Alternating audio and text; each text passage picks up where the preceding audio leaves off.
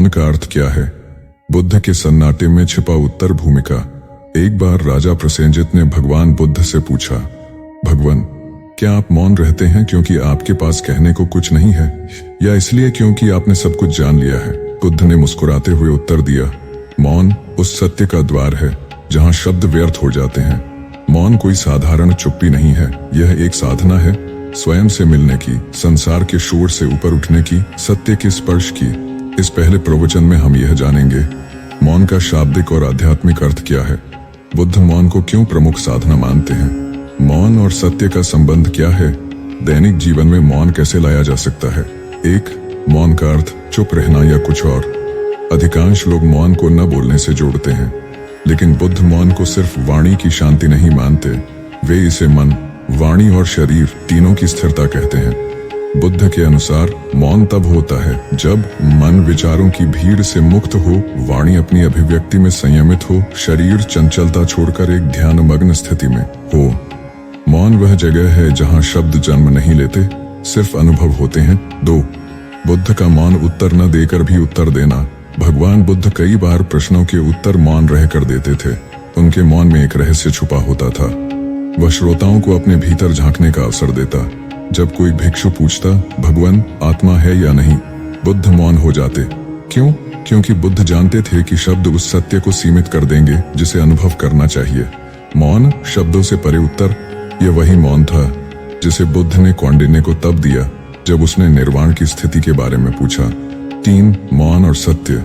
एक अद्भुत संबंध बुद्ध कहते हैं, जहां मौन है वहीं सत्य प्रकट होता है। क्यों? क्योंकि शब्दों से सत्य का वर्णन करना कठिन है, वे उसे या तो छोटा कर देते हैं या विकृत। मौन में मन शांत होता है और शांत मन ही सत्य को ग्रहण कर सकता है। मौन आत्मदर्शन का द्वार खोलता है। सत्य बाहर नहीं, भीतर है, और भीतर जाने का मार्ग मौन से होकर जाता है। 4, मौन का अभ्यास। बुद्ध की विधियां। बुद्ध ने मौन को साधने के कई उपाय बताए जो विपश्यना में प्रमुख हैं। 1, आनापानसति, श्वास पर ध्यान, मौन रहने की पहली सीढ़ी। श्वास को आते जाते हुए देखना बिना कोई विचार जुड़े। 2, विपश्यना, अपने शरीर, संवेदना, चित्त और धर्म पर निरीक्षण करना। यह मौन का गहन अभ्यास है जहां शब्द नहीं चलते, केवल अनुभूति होती है। 3, मौन व्रत, कुछ समय के लिए बोलने से परहेज करना।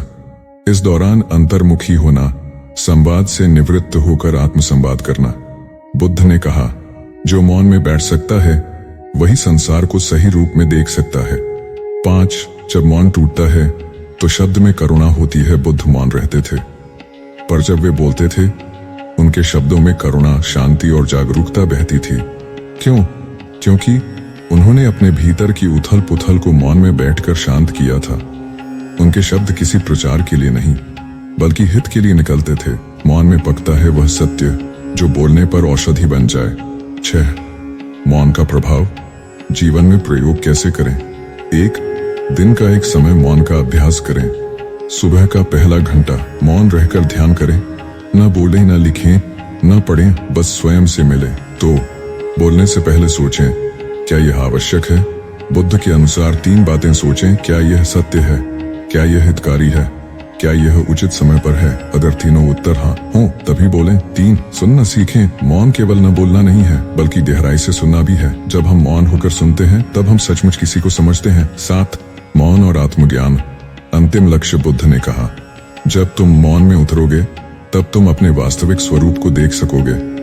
वह स्वरूप न दुखी होता है, न प्रसन्न, न जन्मता है, न मरता, न बाहरी है, न आंतरिक। वह शुद्ध चैतन्य है और वही परम सत्य है। मौन उस सत्य का द्वार है। उपसंहार। मौन को साधना केवल ऋषियों या सन्यासियों के लिए नहीं है, यह हर उस व्यक्ति के लिए है जो जीवन को गहराई से समझना चाहता है। बुद्ध का जीवन मौन की प्रतिमा था। उनकी हर दृष्टि, हर मुस्कान, हर मौन एक संदेश देती थी, शब्दों से मत खोजो सत्य को, मौन में डूबो, वहीं मिलोगे स्वयं को। प्रवचन 2, मौन और क्रोध। कैसे मौन से क्रोध शांत हो सकता है? भूमिका। एक दिन बुद्ध के पास एक क्रोधित ब्राह्मण आया और उन्हें अपशब्द कहने लगा।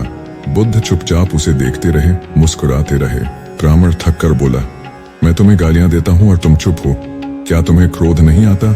बुद्ध ने उत्तर दिया, यदि कोई उपहार दे और दूसरा उसे न ले तो वह किसका होता है?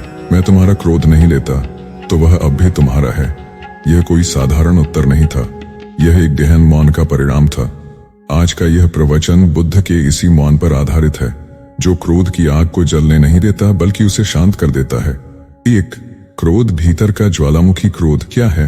बुद्ध कहते हैं, क्रोध वह अग्नि है जो पहले तुम्हें जलाती है, फिर दूसरों को। क्रोध का स्रोत भय है, नियंत्रण की इच्छा है और अहंकार की चोट है।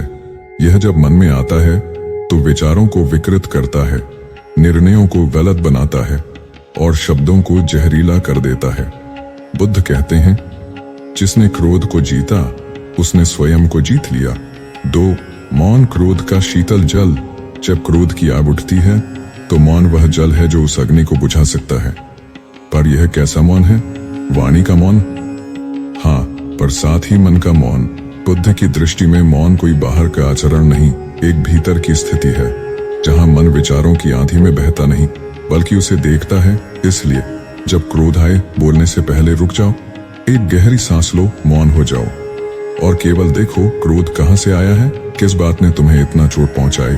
मौन में देखने की शक्ति है, देखने में समझ है और जहां समझ है वहां करुणा है, क्रोध नहीं। 3, बुद्ध के जीवन से एक प्रसंग, मौन और क्रोध। एक बार एक राजा ने बुद्ध से पूछा, आप कभी क्रोधित नहीं होते? क्या आपने क्रोध को पूरी तरह समाप्त कर दिया है? बुद्ध बोले, मैंने क्रोध को पहचानना सीख लिया है, इसलिए वह मुझे अब धारण नहीं करता। यह मौन की पहचान है। बुद्ध का मौन क्रोध को दबाना नहीं था बल्कि उसे समझकर पार कर जाना था। उन्होंने मौन से यह सीखा कि क्रोध कोई बाहरी चीज नहीं है बल्कि भीतर की अविवेकशील प्रतिक्रिया है। 4, मौन का अभ्यास। क्रोध पर नियंत्रण कैसे? 1, विपश्यना में मौन का स्थान। विपश्यना में जब साधक बैठता है तो धीरे धीरे वह देखता है कि कोई स्मृति आती है, एक पीड़ा जन्म लेती है, फिर शरीर में गर्मी या बेचैनी होती है और क्रोध की भावना उठती है। इस सब प्रक्रिया को वह मौन में देखता है, बिना प्रतिक्रिया के। यह अभ्यास क्रोध को शक्ति नहीं देता बल्कि उसकी जड़ को पहचानने में मदद करता है। तो मौन के क्षणों में आत्मनिरीक्षण। जब आप चुप बैठते हैं दिन के किसी भी समय और बस अपने विचारों को देखते हैं तो आपको पता चलता है, मैं आज उस बात पर क्यों चिढ़ गया? क्या वह व्यक्ति सच में गलत था या मेरी अपेक्षा टूटी? इस निरीक्षण से उत्पन्न होने वाली समझ ही क्रोध को समाप्त करती है। 5, बुद्ध का कथन, मौन वह उत्तर है जो क्रोध को विफल कर देता है। बुद्ध कहते हैं, क्रोध का उत्तर क्रोध नहीं, मौन है, क्योंकि मौन क्रोध की प्रतिक्रिया नहीं है, वह उसका विघटन है। बुद्ध की मौन मुद्रा, उनका स्थिर चेहरा, करुणा से भरी आंखें क्रोधित व्यक्ति को अभिमान से नीचे उतरने का अवसर देती है। मौन तुम्हारे और दूसरे के बीच एक अंतर पैदा करता है जिसमें प्रतिक्रिया की जगह समझ जन्म लेती है। 6, व्यवहारिक उपाय। मौन से क्रोध को कैसे साधें? 1, जब क्रोध उठे उस क्षण मौन हो जाओ, कुछ मत बोलो, कमरे से बाहर निकलो, 10 गहरी सांसें लो, इस मौन में देखो क्या यह क्रोध जरूरी है। 2, क्रोध पत्र लिखो पर भेजो नहीं। एक पत्र लिखो जिसमें अपना सारा क्रोध उड़ेल दो, फिर उसे फाड़ दो। यह मौन अभ्यास तुम्हारे भीतर का बोझ हल्का कर देगा। 3, मौन ध्यान। दिन में 2 बार, सुबह और रात 10 मिनट बैठो, कुछ मत करो, केवल सांसों पर ध्यान। यह अभ्यास तुम्हें भीतर से स्थिर करेगा। 4, शब्दों को टालो। जब मन अशांत हो, बुद्ध कहते हैं, क्रोध के समय बोले गए शब्द तीर से अधिक घाव करते हैं, इसलिए मौन तुम्हारी सुरक्षा है, दूसरों को नहीं, खुद को चोट से बचाने की। 7, क्रोध का मूल कारण। मैं की रक्षा। बुद्ध गहराई से कहते हैं, क्रोध तब आता है जब मैं को चोट पहुंचती है और मौन वह विधि है जिसमें मैं का भ्रम टूटने लगता है। जब तुम मौन होते हो और अपने भीतर के अहंकार को देखते हो तब यह स्पष्ट होता है कि जिस बात से मुझे क्रोध आया वह शायद मेरी अहंता की वजह से थी। मैं अपनी छवि की रक्षा करना चाहता था, इसलिए प्रतिक्रिया दी। बुद्ध का मौन हमें अपने भीतर के मैं को देखने की शक्ति देता है और धीरे धीरे उस झूठे मैं को गिरा देता है। 8, मौन से करुणा की ओर यात्रा। जैसे जैसे तुम मौन में उतरते हो वैसे वैसे क्रोध घटता है, सहनशीलता बढ़ती है, दूसरों की पीड़ा दिखने लगती है, दूसरों के शब्द चुभते नहीं समझ में आते हैं।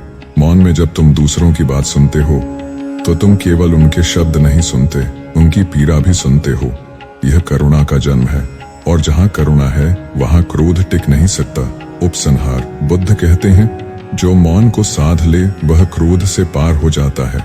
ये मौन कोई डरपोक चुप्पी नहीं है, यह साहसी मौन है जो भीतर की अशांति को साध सकता है।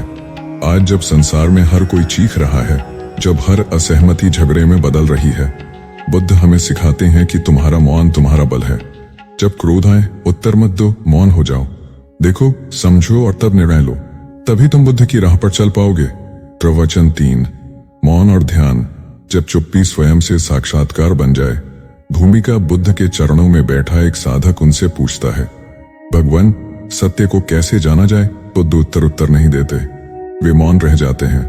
थोड़ी देर बाद उनकी दृष्टि में देखते हुए वह साधक स्वयं कहता है, ओह, अब समझा, सत्य कहा नहीं जा सकता, उसे केवल अनुभव किया जा सकता है। बुद्ध मुस्कुराते हैं, यह कोई साधारण मौन नहीं था, यह मौन एक उत्तर था, एक ऐसा उत्तर जो शब्दों से नहीं, चेतना की गहराई से आता है। आज का यह तीसरा प्रवचन मौन और ध्यान की उसी अंतरयात्रा को समझने की कोशिश है। जब चुप्पी साधना बन जाए, जब मौन ध्यान में ढल जाए और जब ध्यान आत्म साक्षात्कार में खुल जाए। एक, मौन और ध्यान का संबंध। केवल वाणी का मौन नहीं, ध्यान को प्रायः लोग एक क्रिया मान लेते हैं। आंखें बंद करना, किसी मंत्र का जप करना, किसी ध्वनि पर ध्यान केंद्रित करना। पर बुद्ध कहते हैं, ध्यान कोई गतिविधि नहीं, अपितु एक घटना है। जब तुम पूर्ण रूप से मौन हो जाते हो तब ध्यान अपने आप घटता है। तो मौन क्या है? मौन केवल चुप रहना नहीं, मौन केवल बोलना बंद कर देना नहीं। मौन वह स्थिति है जब मन भी शांत हो जाए। ध्यान वही स्थिति है जब शब्द नहीं चलते, विचार नहीं चलते, केवल चेतना रहती है। निर्विचार, निर्वचन, ध्यान मौन का परिपक्व रूप है। 2, ध्यान की पहली सीढ़ी। बाहर से भीतर की यात्रा। बुद्ध कहते हैं, जगत में जितना तुम बाहर दौड़ते हो उतना स्वयं से दूर होते जाते हो। ध्यान की पहली अवस्था यही है कि बाहर से हटो, भीतर लौटो, और यह वापसी मौन के बिना नहीं हो सकती। उदाहरण, जिस प्रकार सूरज की रोशनी पानी में तभी स्पष्ट दिखती है जब जल स्थिर हो, वैसे ही आत्मा की झलक तभी मिलती है जब मन स्थिर हो, और मन को स्थिर करने का एकमात्र मार्ग मौन। 3, बुद्ध की विपश्यना। मौन की कला। बुद्ध ने जो ध्यान की विधि दी वह थी विपश्यना। इसमें कोई मंत्र नहीं, कोई देवता नहीं, कोई कल्पना नहीं, सिर्फ मौन रहो और देखो। क्या देखना है? अपने श्वासों को, अपने शरीर की अनुभूतियों को, अपने उठते गिरते विचारों को। बुद्ध कहते हैं, जब तुम अपनी सांसों को देखना शुरू करते हो तो तुम बाहरी संसार से हटकर अपने भीतर उतरते हो। यह देखना, seeing things as they are, मौन के गहनतम क्षेत्र की ओर एक यात्रा है। 4, मौन में जो दिखता है वह मैं नहीं होता। जब हम मौन होते हैं पूरी तरह, तो एक दिन ऐसा आता है जब हम जो स्वयं को समझते थे, मैं, मेरा, मुझे, वह सब एक भ्रम लगता है। बुद्ध कहते हैं, अनाथा कोई स्थायी आत्मा नहीं है। जो तुम समझते हो कि यह मैं हूं, वह तो बस एक विचारों का समूह है, और यह सत्य केवल मौन में प्रकट होता है। क्योंकि जब शब्द नहीं रहते तब विचार टूटते हैं, जब विचार नहीं रहते तब अहंकार नहीं रहता, और जब अहंकार नहीं रहता तब जो बचता है वही शुद्ध आत्मसत्ता है। यह आत्मा किसी भाषा, किसी कल्पना, किसी भावना की नहीं, मौन की उपज है। 5, ध्यान में मौन क्यों आवश्यक है? एक सरल प्रयोग, बैठ जाइए 15 मिनट, कोई मंत्र नहीं, कोई संकल्प नहीं, केवल मौन, केवल सांसों पर ध्यान। 10 मिनट में ही मन चिल्लाने लगेगा, क्या कर रहे हो? कुछ सोचो, कुछ करो, समय व्यर्थ हो रहा है। यह वही मन है जो ध्यान का शत्रु है। बुद्ध कहते हैं, मन तुम्हें शब्दों में उलझाएगा, मौन तुम्हें चेतना में लाकर खड़ा कर देगा। ध्यान तभी उत्पन्न होगा जब तुम मन की इस चिल्लाहट के पार जाओगे, और यह पार मौन से ही संभव है। 6, बुद्ध और मौन की प्रयोगशाला। जंगलों में ध्यान। बुद्ध के समय में हजारों भिक्षु और भिक्षुणियां जंगलों में जाते थे ध्यान करने, क्योंकि प्रकृति का मौन, पक्षियों की चहचहाहट, पत्तों की सरसराहट, हवा की मधुर ध्वनि, यह सब भीतर के मौन को सहारा देती हैं। बुद्ध ने ध्यान के लिए 4 अवस्थाओं की शिक्षा दी। प्रथम ध्यान, जब विचारों का प्रवाह टूटता है। द्वितीय ध्यान, जब मौन भीतर गहराता है। तृतीय ध्यान, जब आनंद उत्पन्न होता है। चतुर्थ ध्यान, जब सब कुछ लुप्त हो जाता है, केवल मौन बचता है। इस अंतिम अवस्था में स्वतः साक्षात्कार होता है। कोई मैं नहीं, कोई तू नहीं, केवल बोध, केवल प्रकाश। 7, मौन में भय क्यों लगता है? जब लोग पहली बार ध्यान करते हैं तो वे कहते हैं, मुझे घबराहट हुई। ऐसा लगा जैसे मैं खो जाऊंगा, मैं कुछ नहीं बन गया। यह भय स्वाभाविक है, क्योंकि पूरा जीवन हम कुछ बनने में बिताते हैं। मौन तुम्हें कुछ बनने से कुछ भी न रहने की ओर ले जाता है। बुद्ध कहते हैं, मौन मृत्यु का द्वार है, पर उसी से जीवन जन्म लेता है। जिस दिन तुम मौन में खोने को तैयार हो गए, उस दिन तुम स्वयं को पालोगे। 8 ध्यान और मौन के अभ्यास। व्यवहारिक उपाय। 1 प्रतिदिन 30 मिनट मौन ध्यान। एक शांत स्थान चुनें। कोई मोबाइल, पुस्तक या संगीत नहीं, केवल बैठ जाएं, श्वासों को देखें। धीरे धीरे विचार धीमे होंगे और एक अंतराल उत्पन्न होगा, वही ध्यान है। 2 मौन व्रत सप्ताह में 1 दिन।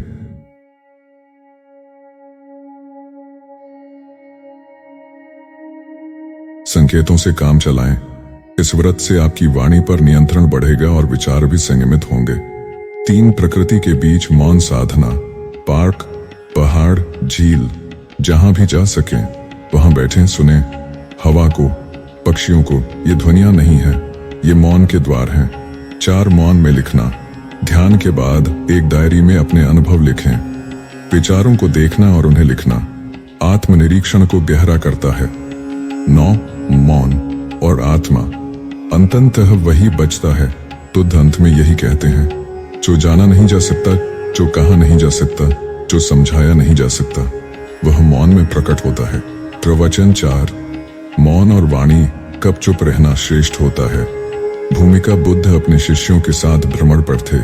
एक दिन एक ब्राह्मण ने आकर उनसे कठोर शब्दों में कहा, तुम भ्रम फैला रहे हो, तुमने वेदों को क्यों छोड़ा। बुद्ध मुस्कुराए, कुछ नहीं बोले। ब्राह्मण और क्रोधित हो गया, बोला, उत्तर क्यों नहीं देते। बुद्ध धीरे से बोले, यदि कोई उपहार मैं स्वीकार न करूं तो वह उपहार किसका रहेगा।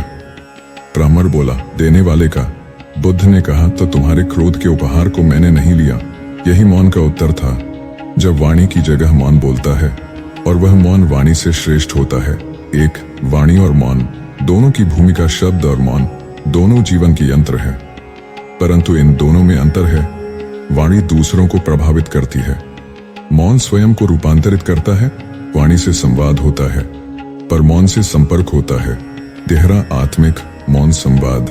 बुद्ध ने कहा, जो जानता है वह कम बोलता है, जो नहीं जानता वह अधिक बोलता है, क्योंकि सत्य की आवश्यकता नहीं होती शब्दों की, उसकी उपस्थिति ही पर्याप्त होती है। तो कब चुप रहना चाहिए। बुद्ध ने मौन को एक साधन बताया है, वाणी पर नियंत्रण की कला। निम्न परिस्थितियों में चुप रहना श्रेष्ठ होता है। 1 जब सामने वाला केवल तर्क के लिए लड़ रहा हो, यदि किसी का उद्देश्य केवल जीतना हो, समझना नहीं, तो चुप रह जाना ही बुद्धिमत्ता है। तर्क से न सत्य मिलता है न शांति, मौन में दोनों मिलते हैं। 2 जब मन अशांत हो, क्रोध में, ईर्ष्या में, आवेग में, जो कहा जाता है वह पश्चाताप में बदलता है। बुद्ध कहते हैं, क्रोधित होकर कहा गया एक वाक्य 100 शांत दिनों की साधना को नष्ट कर सकता है, इसलिए शांत होने तक मौन रहो। 3 जब सामने वाला समझने की अवस्था में ना हो, शब्द केवल तब प्रभावी होते हैं जब सुनने वाला ग्रहणशील हो। जब चेतना बंद हो तो शब्द व्यर्थ हैं। जैसे बीज तभी पनपता है जब मिट्टी तैयार हो, वैसे ही वाणी तभी सार्थक है जब मन सुनने को तत्पर हो। 3 मौन से अधिक स्पष्ट कुछ नहीं होता। यह विरोधाभास लगता है, पर सत्य है, मौन सबसे बड़ी भाषा है। उदाहरण, माँ का मौन देख बच्चा समझ जाता है कि वह दुखी है। प्रेमी की चुप्पी में प्रेम झलकता है। गुरु की आंखों में मौन उत्तर छिपा होता है। बुद्ध के हजारों शिष्य केवल उनके मौन में बैठकर समाधि को पा गए। वे कहते थे, गुरु ने कुछ कहा नहीं, फिर भी सब कह दिया। 4 वाणी से मौन तक। एक यात्रा। हमारा जीवन शोर से भरा है। बाहर का शोर, लोगों की आवाजें, वाहन, तकनीक। भीतर का शोर, विचारों की रेल, कल्पनाओं का कोलाहल। वाणी बाहर की यात्रा है, मौन भीतर की। बुद्ध कहते हैं, जब तक तुम शब्दों से चिपके हो तब तक सत्य तुमसे दूर है। मौन ही सत्य का द्वार है। प्रयोग, एक दिन पूरे घर में मौन रहिए। न टीवी, न मोबाइल, न बातचीत। देखिए कितना बेचैनी होती है। क्यों? क्योंकि हम शोर के आदी हो गए हैं। शब्दों का त्याग कठिन लगता है, क्योंकि हम अपने अस्तित्व को वाणी में ढूंढते हैं, पर मौन में जब अस्तित्व प्रकट होता है तो वाणी तुच्छ हो जाती है। 5 कब बोलना चाहिए। मौन का अर्थ यह नहीं कि हम कभी बोले ही नहीं। बुद्ध ने भी उपदेश दिए, परंतु सही समय, सही मात्रा और सही उद्देश्य से बोले। बोलो तब जब तुम्हारे शब्द से किसी को शांति मिले। जब तुम्हारा शब्द से किसी को शांति मिले। अनुभव तो बीता हुआ समय है। क्या ये जरूरी है कि जो अब तक हुआ है वही आगे भी हो? जैसे एक टर्की जो हर दिन इंसानों से खाना पाता है और सोचता है ये लोग मेरे शुभ चिंतक हैं। हर दिन का अनुभव उसके विश्वास को और मजबूत करता है, जब तक कि एक दिन थैंक्स गिविंग आ नहीं जाता। यही इस पैराडॉक्स की चुभन है कि हमारा तर्क, हमारी साइंस, हमारी प्लानिंग सब एक ऐसे आधार पर टिकी है जिसे हम सिर्फ अब तक ऐसा हुआ है कहकर सही मान लेते हैं। लेकिन क्या भरोसा कि कल भी सूरज निकलेगा, या कहीं बस हमारा यकीन ही निकलेगा। अब अगले मोड़ पर है एक विज्ञान कथा जैसा प्रयोग, पारफिट्स टेलीपोर्टर, जहां सवाल है अगर आप कहीं और बन जाएं तो आप अब भी आप हैं, तैयार हैं अगले ट्रिप के लिए। बहुत बढ़िया। अब हम पहुंचते हैं उस जगह जहां शरीर, आत्मा और पहचान तीनों आपस में गड़बड़ हो जाते हैं। ये वो सवाल है जो एक साईफाई डिवाइस के बहाने मैं कौन हूं जैसे सबसे गहरे प्रश्न को छूता है। पारफिट्स टेलीपोर्टर, कल्पना कीजिए आप एक फ्यूचरिस्टिक टेलीपोर्टर स्टेशन पर खड़े हैं। आगे एक चमचमाता चैम्बर। 8 मौन और संबंध, परिवार, मित्रता, प्रेम, इन सभी संबंधों में मौन का भी स्थान होता है। हर समय सब कुछ कहना आवश्यक नहीं। कभी कभी मौन स्पष्टीकरण से अधिक स्पष्ट करता है, क्षमा से अधिक क्षमा करता है, क्षमा से अधिक क्षमा करता है और प्रेम से अधिक प्रेम करता है। प्रयोग, जब कोई प्रियजन उदास हो तो शब्दों के बजाय केवल हाथ थामिए। आप पाएंगे कि मौन की छुअन में अधिक कर्मा है। बुद्ध ने एक शिष्य से कहा, यदि तुम्हारे शब्द किसी का हृदय नहीं छूते तो मौन रहो, शायद तुम्हारी उपस्थिति ही पर्याप्त हो। 9 मौन में उतरने के अभ्यास। बुद्ध ने मौन को साधना बताया, एक प्रक्रिया, कुछ उपाय। 1 मौन व्रत, सप्ताह में एक दिन या कुछ घंटे मौन व्रत रखें। शुरू में कठिन लगेगा, धीरे धीरे आंतरिक शांति उपजेगी। 2 श्वास स्मरण, बैठ जाएं, आंखें बंद करें, केवल श्वासों पर ध्यान दें, शब्द नहीं, कल्पना नहीं, केवल मौन और चेतना। 3 मौन लेखन, हर दिन मौन में बैठकर 10 मिनट कोई बात लिखें, कोई भाव, कोई आत्मचिंतन, आपके भीतर के शब्द उजागर होंगे। 4 मौन में संगीत सुनना, शब्दों वाला नहीं, सिर्फ वाद्य संगीत, शून्यता में सुनिए, वह आपको भीतर की शांति से जोड़ देगा। प्रवचन। 5 जब मौन प्रश्न बन जाए और जीवन उत्तर। भूमिका, बुद्ध ने एक बार कहा था, शब्द प्रश्न करते हैं लेकिन मौन उत्तर बन जाता है। एक दिन उनके पास एक युवक आया, वह अधीर था। बोला, क्या ईश्वर है? क्या आत्मा अमर है? मरणोपरांत क्या होता है? बुद्ध ने कुछ नहीं कहा। युवक ने क्रोध से कहा, आप चुप क्यों हैं? बुद्ध बोले, क्योंकि तेरा प्रश्न मौन नहीं है, केवल शब्द हैं, और मैं तुझे शब्द नहीं देना चाहता, मैं तुझे उत्तर देना चाहता हूँ जो मौन में ही जन्म लेता है। यही आज का विषय है, जब मौन स्वयं एक प्रश्न बन जाए और जीवन उसी का उत्तर बन जाए। 1 प्रश्नों का शोर बनाम मौन की पुकार। प्रश्न 2 प्रकार के होते हैं। 1 शोर वाले प्रश्न, जो केवल उत्तर के लिए नहीं पूछे जाते, जो अहंकार या तर्क की तुष्टि के लिए होते हैं, जैसे क्या ईश्वर है, क्या पुनर्जन्म है। 2 मौन में जन्मे प्रश्न, जो भीतर से आते हैं, जो मन नहीं आत्मा से उपजते हैं, जो जवाब नहीं अनुभव मांगते हैं। बुद्ध कहते हैं, जो मौन से निकला है वह मौन में ही उत्तर पाएगा। जब हम भीतर शांत होते हैं तब जीवन स्वयं हमें उत्तर देने लगता है। 2 जीवन ही प्रश्नों का उत्तर है। हम जीवन से बहुत कुछ पूछते हैं, मैं कौन हूं, मुझे क्या करना चाहिए, मुझे क्यों पीड़ा मिल रही है, मेरा मार्ग क्या है। परंतु बुद्ध कहते हैं, ये प्रश्न तुम्हें शब्दों में नहीं, जीवन के अनुभव में उत्तर देंगे। उदाहरण, तुमने पूछा, मैं कौन हूं? उत्तर तब मिलेगा जब तुम प्रेम से भरे हो, जब तुम मौन में उतरते हो, जब कोई दुख तुम्हें तोड़ता है और तुम भीतर झांकते हो। शब्द न पूछो, खुद जीवन बनो, उत्तर तुम्हारे भीतर खिलेगा। 3 मौन प्रश्न कैसे बनता है? प्रश्न तब मौन बनता है जब उसमें विक्षोभ न हो, जिज्ञासा हो, उसमें उत्तर की भूख न हो, सत्य की प्यास हो, उसमें दिखावा न हो, दैन्य हो। बुद्ध कहते हैं, जिस दिन तुम्हारे प्रश्न मौन हो जाएं, उस दिन से तुम्हारे भीतर उत्तर प्रकट होंगे। प्रयोग, एक बार किसी प्रश्न को लेकर मौन में बैठो, न गुरु से पूछो, न ग्रंथ से, केवल उस प्रश्न को अपने भीतर थामे रखो, श्वास के साथ, मौन के साथ। देखना, वह प्रश्न बदल जाएगा, शायद वह प्रश्न मिट जाएगा, क्योंकि कई बार उत्तर तब नहीं आता क्योंकि प्रश्न ही गलत होता है। 4 बुद्ध का मौन उत्तर। एक बार एक शिष्य ने पूछा, भगवान आत्मा है या नहीं? बुद्ध मौन रहे। अन्य शिष्य ने पूछा, आप चुप क्यों हैं? बुद्ध बोले, यदि मैं कहूं आत्मा है तो वह मान्यता बन जाएगी, यदि मैं कहूं आत्मा ने तो वह नास्तिकता बन जाएगी, और दोनों ही सत्य नहीं है। सत्य अनुभव में है, मौन में है। इसलिए बुद्ध का मौन ही उत्तर था। मौन वह उत्तर है जिसे शब्द बिगाड़ देते हैं। 5 मौन प्रश्न की अग्नि बन जाए। सत्य की खोज तभी सार्थक है जब प्रश्न केवल जानकारी न मांगे, वे तब बन जाएं जैसे एक प्यासा व्यक्ति पानी मांगता है, वैसे ही एक जिज्ञासु मौन में सत्य मांगता है। यदि तुम्हारे प्रश्न तुम्हें जलाने लगें तो वे साधना बन जाते हैं। तपस्वी प्रश्न करता है पर भीतर से वह मौन होता है, पर उसकी चेतना प्रश्न बन जाती है। 6 जब शब्द नहीं होते उत्तर प्रकट होता है। बुद्ध ने कहा, शब्द केवल द्वार खोलते हैं, पर सत्य तो द्वार के पार मौन में बैठा है। उदाहरण, तुम जब प्रकृति के बीच बैठते हो, कभी झरने के पास, कभी शांत पर्वत पर, तब अचानक कोई उत्तर प्रकट हो जाता है। किसी ने कुछ कहा नहीं, फिर भी समझ आ गया मुझे क्या करना है। क्यों? क्योंकि मौन तुम्हारे भीतर उतर गया। 7 मौन से जीवन में उतरना। जब मौन में प्रश्न जागते हैं तो जीवन तुम्हें उत्तरों के रूप में अवसर देता है। कोई व्यक्ति तुम्हारे जीवन में आता है, वह उत्तर होता है। कोई पीड़ा आती है, वह उत्तर देती है। कोई स्वप्न दिखता है, वह संकेत होता है।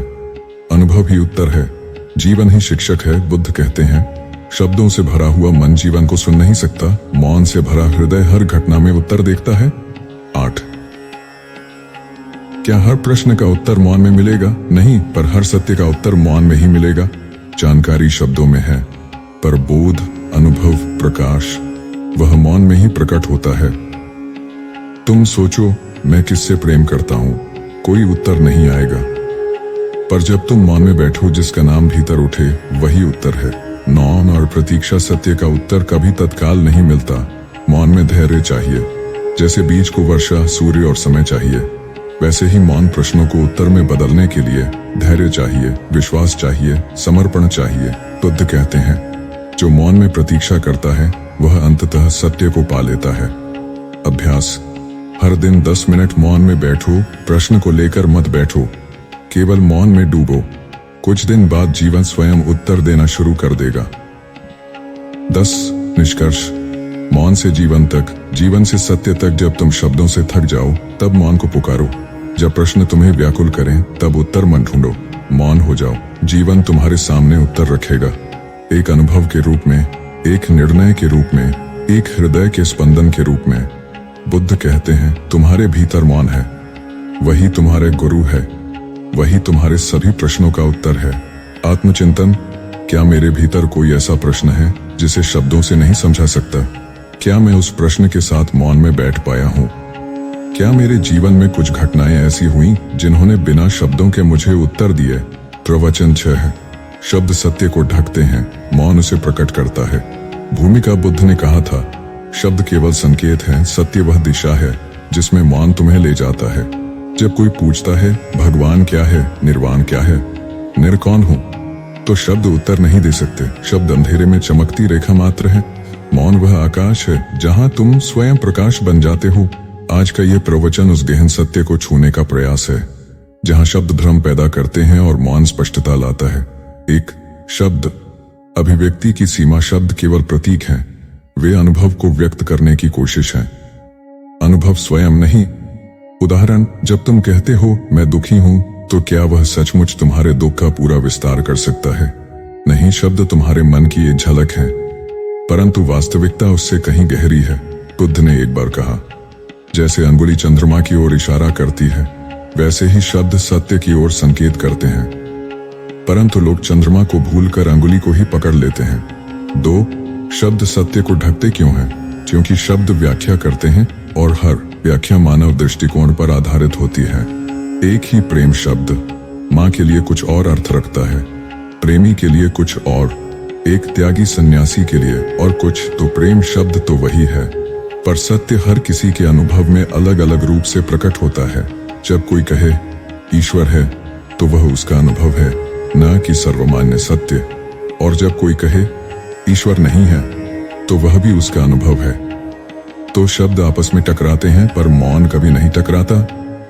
3 मौन अनुभव की धरती। मौन कोई चुप्पी नहीं है, मौन कोई चुप्पी नहीं है, उसमें शब्द गिरते हैं और अर्थ उभरता है, उसमें प्रश्न समाप्त होते हैं और समझ उत्पन्न होती है। बुद्ध मौन रहे जब उनसे पूछा गया, क्या आत्मा है, क्या पुनर्जन्म होता है?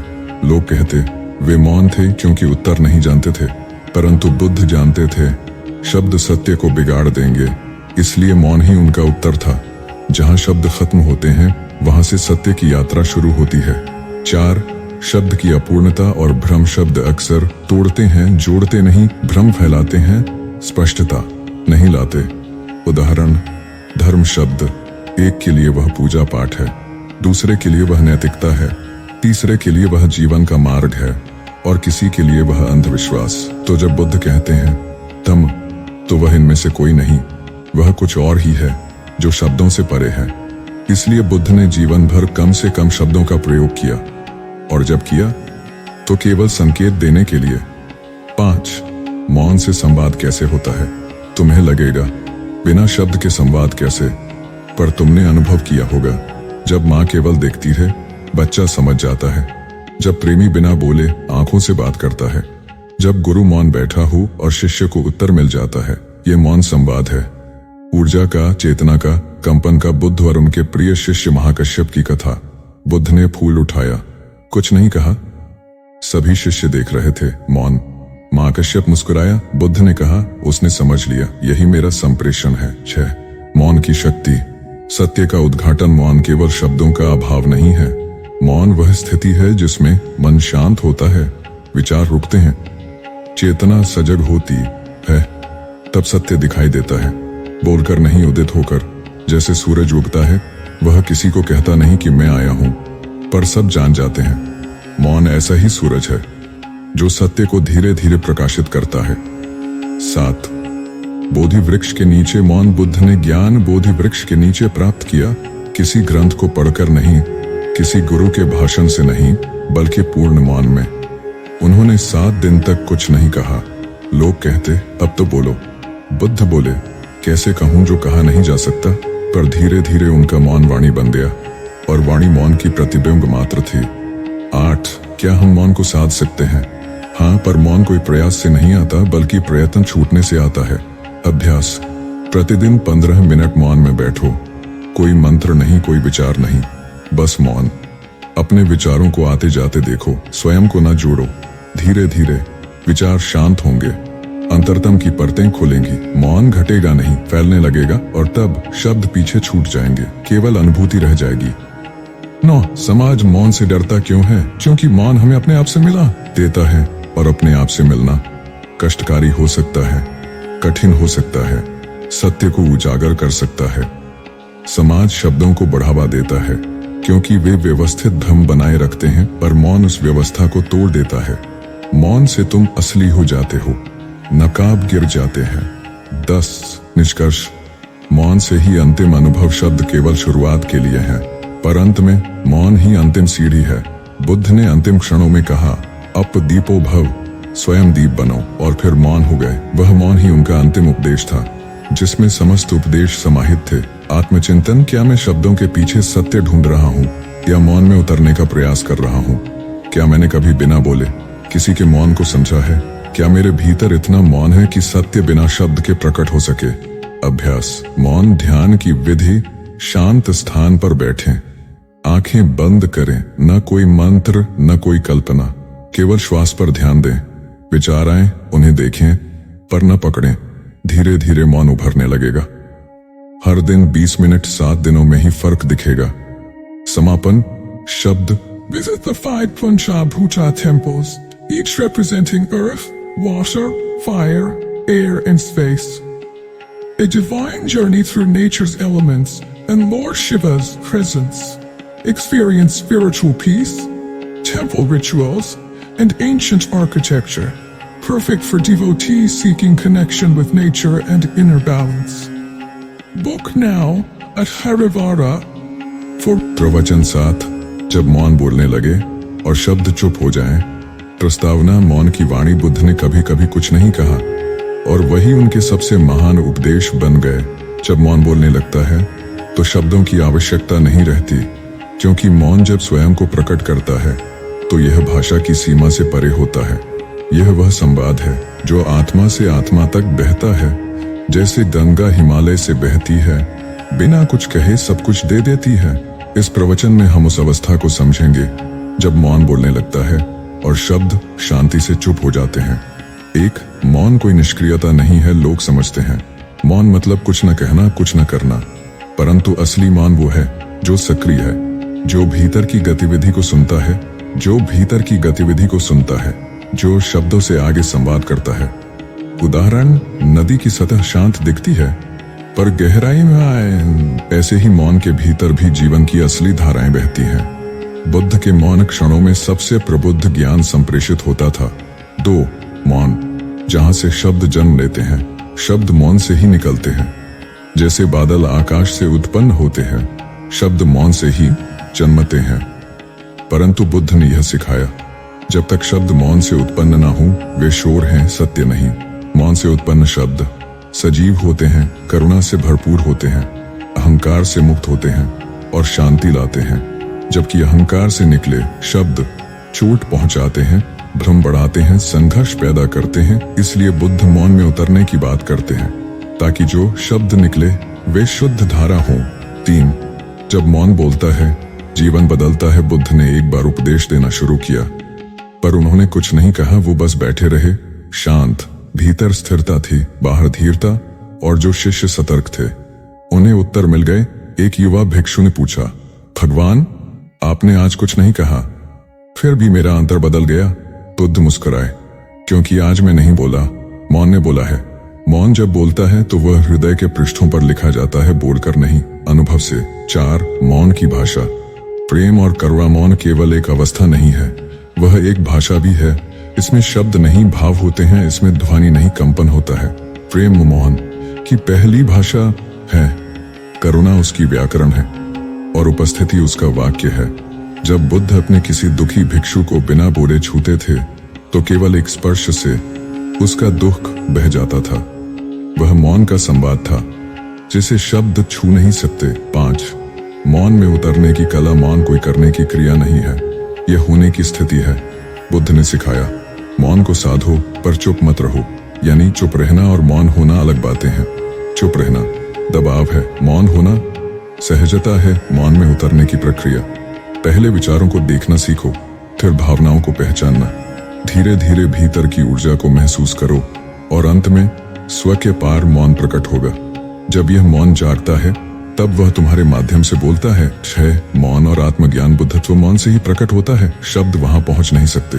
आत्मा को जाना है तो शब्दों को छोड़ो, मौन को अपनाओ, क्योंकि शब्दों में मैं, पर मौन में अहम ब्रह्मास्मि है। शब्दों में तर्क है, मौन में अनुभूति है। शब्दों में बहस है, मौन में बोध है।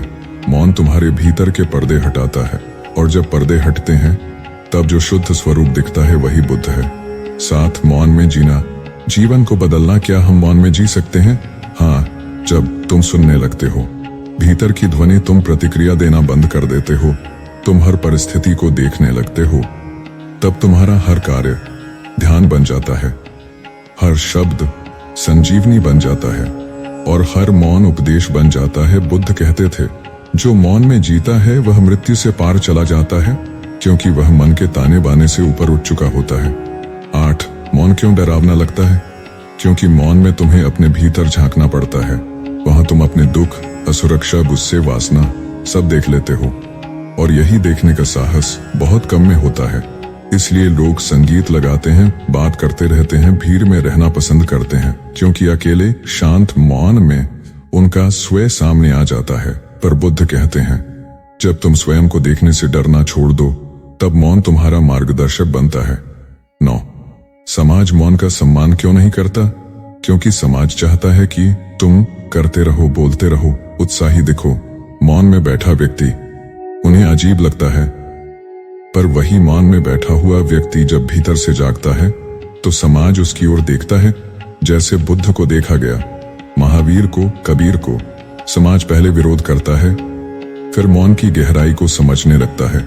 10, निष्कर्ष। जब मौन ही गुरु बन जाए।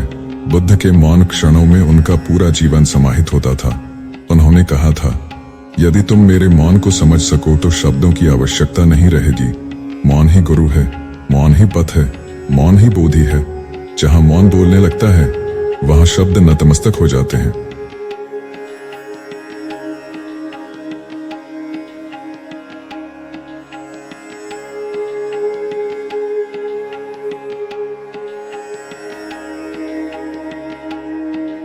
मौन साधना अभ्यास 20 मिनट प्रतिदिन। दिन में एक समय चुनें जब कोई व्यवधान न हो। आंखें बंद करें, पीठ सीधी रखें, मन में कोई विचार न खींचें, न भगाएं, बस उन्हें देखें। धीरे धीरे एक शून्यता उभरेगी, वहीं से मौन की वाणी फूटेगी। समापन। जब मौन बोलने लगता है तो तुम्हारे भीतर जो तुम नहीं थे वह जलकर राख हो जाता है, और जो तुम सदा से थे। प्रवचन 8। सुनना मौन से होता है, कान से नहीं। प्रस्तावना। सुनने की भ्रांति हम सुनते हैं, पर क्या वास्तव में सुनते हैं? हमारा सुनना कानों से होता है, पर बुद्ध कहते हैं सच्चा सुनना मौन से होता है। क्यों? क्योंकि कान केवल ध्वनि को पकड़ते हैं, पर मौन उस ध्वनि के पार चला जाता है जहां सत्य की अनुभूति होती है। बुद्ध ने बार बार कहा, यदि तुम केवल शब्दों को सुनोगे तो तुम मेरे निकट नहीं आओगे। यदि तुम मौन से सुनोगे तो तुम्हारे भीतर ही मैं जाग उठूंगा। इस प्रवचन में हम सीखेंगे कि कैसे मौन से सुनना हमें आत्मा के संवाद से जोड़ता है। एक सुनना एक शारीरिक क्रिया नहीं है। बुद्ध स्पष्ट करते हैं, सुनना कानों का कार्य नहीं है, सुनना आत्मा की उपस्थिति है। कान तो बस उपकरण है, सुनने वाला तत्व तुम्हारी चेतना है। एक उदाहरण, अगर तुम ध्यान कहीं और लगाए हो और कोई तुम्हें बुलाए, तुम सुन नहीं पाते। क्यों? क्योंकि तुम सुनने की अवस्था में नहीं थे। सुनने की अवस्था तब आती है जब भीतर शांति, सहजता और मौन होता है। दो शब्दों से परे का बोध। मौन की सुनवाई शब्द सीमित होते हैं, विचारों से बनते हैं, भावनाओं से प्रभावित होते हैं, पर मौन शुद्ध होता है, मौन अमिट होता है, मौन अंतरात्मा का दरवाजा होता है। जब तुम मौन होकर सुनते हो तब तुम शब्द नहीं पकड़ते, भाव ग्रहण करते हो। अर्थ नहीं पकड़ते, भावार्थ को भीतर उतार लेते हो। 3. बुद्ध का मौन और शिष्यों की श्रवण शक्ति। एक बार किसी ने बुद्ध से पूछा, भगवान आप इतने मौन क्यों रहते हैं? बुद्ध मुस्कुराए, क्योंकि जो सुनना चाहता है वह मेरे मौन को भी सुन लेगा, और जो केवल कानों से सुनता है वह मेरे शब्दों को भी चूक जाएगा। यह रहस्य है। शब्द उन तक पहुंचते हैं जो बाहर की तरफ सुनते हैं, मौन उन तक पहुंचता है जो भीतर की तरफ सुनते हैं। पहला सुनना सूचना देता है, दूसरा सुनना बोध देता है। 4. सुनना एक साधना है। हम सब बातें करना सीखते हैं, पर क्या हमने सुनना सीखा है? बुद्ध कहते हैं सुनना ही ध्यान है, सुनने की कला। जब कोई बोले बीच में मत बोलो, भीतर उठते विचारों को न पकड़ो, खुद को मिटाकर बस सुनते रहो। मौन की स्थिति में शब्द भीतर उतरते हैं। शिष्य जब बुद्ध को सुनते थे तो वे उनके चेहरे से भी संदेश ग्रहण करते थे। क्यों? क्योंकि वे सिर्फ कानों से नहीं, पूर्ण मौन से सुनते थे। 5. मौन से सुनने में बाधाएं। क्या हम मौन से सुन पाते हैं? कई बाधाएं हैं। मन पहले से भरा हुआ होता है, हम उत्तर खोजने लगते हैं। सुनने से पहले हम अपने अनुभव थोपते हैं, हम सोचते हैं यह तो मैं जानता हूं। बुद्ध कहते हैं जहां ज्ञान है वहां श्रवण नहीं, जहां मौन है वहीं सच्चा शिष्य है। अगर तुम सुनते हुए भीतर विवाद कर रहे हो तो सुनना रुका हुआ है। 6. मौन श्रवण। गुरु के निकटता का सेतु। शिष्य गुरु के कितने पास है यह उसकी श्रवण शक्ति से जाना जाता है। जब तुम मौन से सुनते हो तुम गुरु की ऊर्जा से जुड़ते हो। शब्द गौण हो जाते हैं, स्थिति प्रधान हो जाती है, संवाद नहीं होता, स्थानांतरण होता है। ऊर्जा का स्थानांतरण होता है, मौन से होता है। बुद्ध के पास आकर जो शिष्य मौन में बैठता था वह केवल सुनता नहीं था, वह ग्रहण करता था। 7. सच्चा सुनना। स्वयं से सुनना मौन से सुनने का अंतिम अर्थ है। स्वयं की बात सुनना। जब तुम मौन हो जाते हो तो बाहर के शब्द गूंजते नहीं, भीतर का सत्य उभरता है। मौन में तुम दूसरों की भी आवाजें वास्तविक रूप में सुनते हो, अपने मन की आवाजें पहचान पाते हो, और अंत में आत्मा की पुकार सुनते हो। यही वास्तविक सुनना है। 8. क्या सबको मौन से सुनने की कला आती है? नहीं, यह एक अभ्यास है। बुद्ध ने शिष्यों को धीरे धीरे मौन में लाना सिखाया। पहले ध्यान में बिठाया, फिर प्रश्न पूछने की आदत छुड़ाई, फिर मौन की स्थिति में ज्ञान की वर्षा की। अभ्यास। एक दिन में 15 मिनट मौन बैठो, किसी की बात ध्यान से सुनो, बिना विचलित हुए, फिर अनुभव करो। क्या तुमने सिर्फ शब्द सुने या उसके भाव भी? यदि भाव तक पहुंचे तो समझो मौन में सुनने की दिशा में तुम चल पड़े। 9. आधुनिक जीवन में मौन श्रवण कैसे संभव? आज के समय में मोबाइल, सोशल मीडिया, टीवी सब शोर है, हर कोई बोल रहा है, कोई सुन नहीं रहा। तब मौन से सुनना एक क्रांति है। इसे वापस लाओ। दिन में कुछ क्षण खुद के साथ रहो। जब कोई बात करे तुरंत प्रतिक्रिया न दो। संवाद के बाद मौन में अनुभव करो, क्या तुमने वास्तव में सुना? मौन श्रवण अब सिर्फ साधना नहीं, मानवता का भविष्य है। 10. निष्कर्ष: मौन ही सुनवाई की अंतिम अवस्था। बुद्ध के मौन से जो सुन सका वह मुक्त हो गया। क्यों? क्योंकि मौन से जो सुना गया वह प्रकट सत्य था, न कि किसी पुस्तक का ज्ञान। कानों से सुनना अधूरा है, मौन से सुनना संपूर्ण है। कानों से सुनोगे तो भूल सकते हो, मौन से सुनोगे तो बदल जाओगे। इसलिए बुद्ध का हर प्रवचन शब्दों से नहीं, मौन से पूर्ण होता था। आत्मचिंतन: क्या मैं केवल प्रतिक्रिया देने के लिए सुनता हूँ? क्या मैं पूरी उपस्थिति से सुनता हूँ? क्या मेरे भीतर मौन का स्थान है? मौन श्रवण अभ्यास: 15-20 मिनट किसी प्रिय व्यक्ति से बात करें, लेकिन बिना किसी टिप्पणी के सुने। फिर 5 मिनट मौन बैठकर सोचें, क्या आपने केवल शब्द सुने या भाव भी? यह अभ्यास नियमित करें और धीरे धीरे मौन की गहराई में उतरें।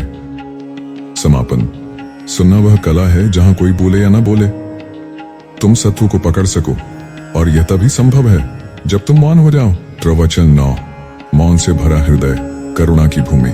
प्रस्तावना: मौन और करुणा क्या संबंध है? जब कोई मौन की बात करता है तो सामान्यतः लोग समझते हैं शब्दों का अभाव, पर बुद्ध कहते हैं मौन वह है जहां करुणा जन्म लेती है। करुणा वह है जहां मौन फलित होता है। मौन कोई रुकावट नहीं है, मौन तो हृदय की संवेदना को दिशा देने वाली भूमि है। इस प्रवचन में हम गहराई से देखेंगे मौन और करुणा का संबंध क्या है, क्यों बुद्ध की करुणा मौन से उपजी, मौन में हृदय कैसे कोमल बनता है, क्या मौन एक स्वार्थ है या सबके लिए समर्पण। 1. मौन कोई खालीपन नहीं है। हम जब बोलते हैं तो हम दूसरों को जबरदस्ती भरने की कोशिश करते हैं। जब हम मौन होते हैं तो हम दूसरों के लिए स्थान खोलते हैं। बुद्ध का मौन सिर्फ आत्म साधना नहीं था, वह एक ऐसा क्षेत्र था जिसमें दूसरे भी अपनी पीड़ा खोल सकते थे। मौन हृदय को कोमल करता है, कोमलता करुणा को आमंत्रित करती है, करुणा सेवा की दिशा में बढ़ती है। इसलिए बुद्ध कहते थे जो मौन है वही प्रेम करता है, जो शोर करता है वह अधिकार जताता है। 2. बुद्ध की करुणा, मौन का पुष्प। बुद्ध जब मौन होते थे तो उनके मौन की छाया में कोई रोता था, कोई समाधि में चला जाता था, कोई पापों से मुक्त हो जाता था। कैसे?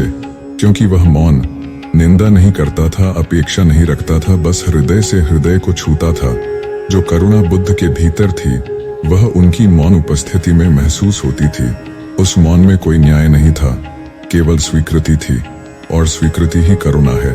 3. मौन हृदय जो प्रतिक्रिया नहीं करता। प्रतिक्रिया करना सबसे आसान है।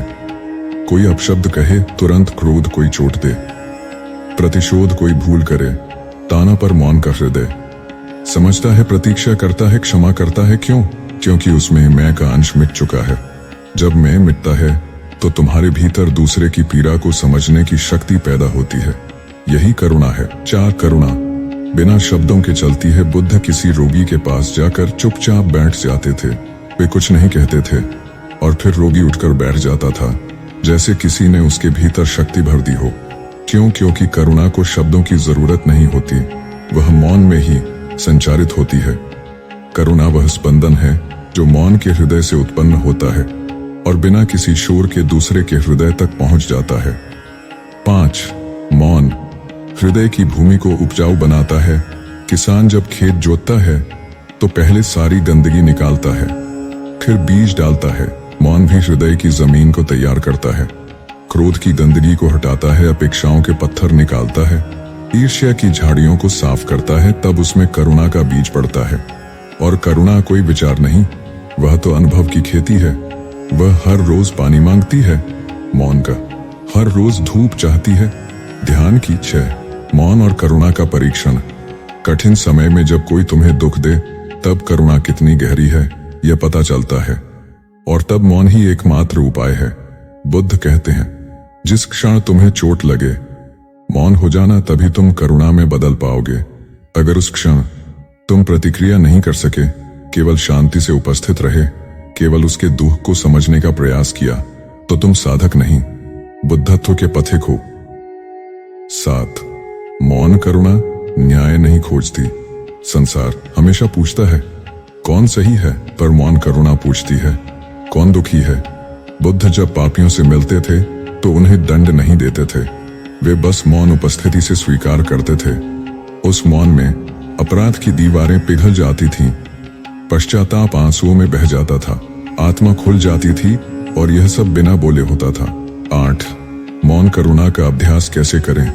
आज का युग शोर का है, करुणा प्रदर्शन बन गई है, सांत्वना अब सोशल मीडिया पोस्ट बन गई है, पर जो मौन करुणा है वह एक साधना है। अभ्यास। जब कोई मित्र, परिवार या अपरिचित पीड़ित हो, शांत रहो, केवल उपस्थित रहो। कोई गलती करे, मौन होकर उसकी पीड़ा समझने की कोशिश करो। दिन में 10 मिनट किसी भी मनुष्य के लिए मौन प्रार्थना करो जिसे तुम जानते तक नहीं।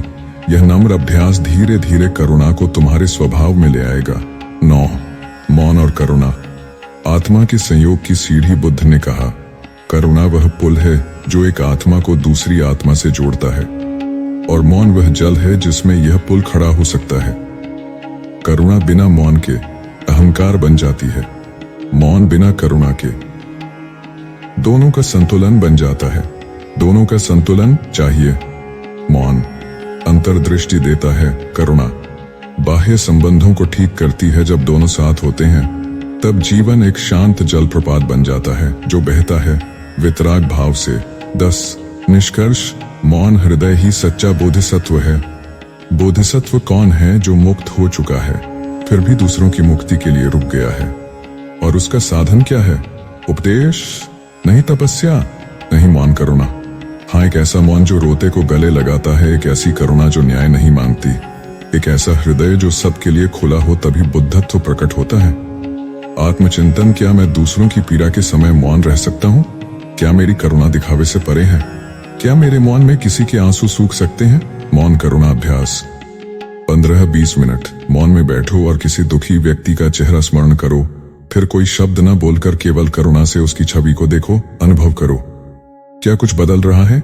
यह अभ्यास रोज किया जाए तो हृदय मौन से भरने लगता है और करुणा स्वतः बहने लगती है। समापन। जहां मौन है वहां संवेदना है, जहां संवेदना है वहां करुणा है, जहां संवेदना है करुणा है, वहां बुद्ध है।